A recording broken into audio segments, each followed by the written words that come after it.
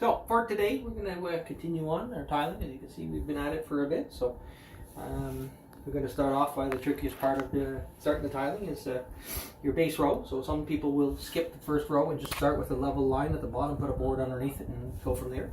And then others will basically start with your bottom row and just shim it appropriately with a laser line, and then you can once everything's shimmed and you're all start, and everything's level, you can start and go up from there, and you're okay. So there's several ways of doing it, but no matter what, you got to realize that your base could or your tub or whatever could not be level.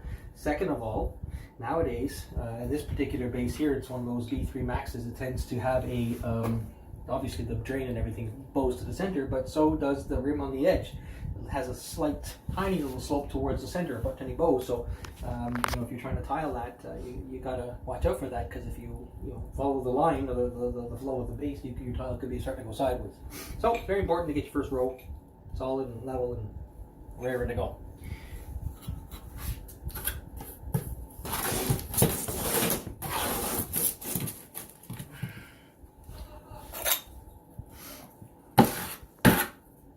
When you're doing more precision stuff like this, it's a lot easier just to back butter the tile, rather than trying to get the wall full of mud, and then you're tinkering, you're trying to get it all perfect. That first line takes a bit of time to get it right, and by the time you go to put up the rest of your tile, your thin set on the wall is too dry to be used appropriately.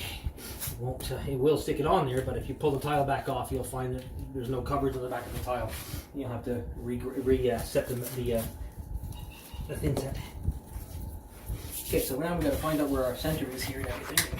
We should have done that obviously ahead of time. Here. And where we're going here.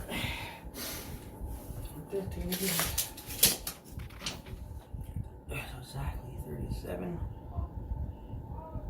36 and 7/8. 36, 18, and 7/8.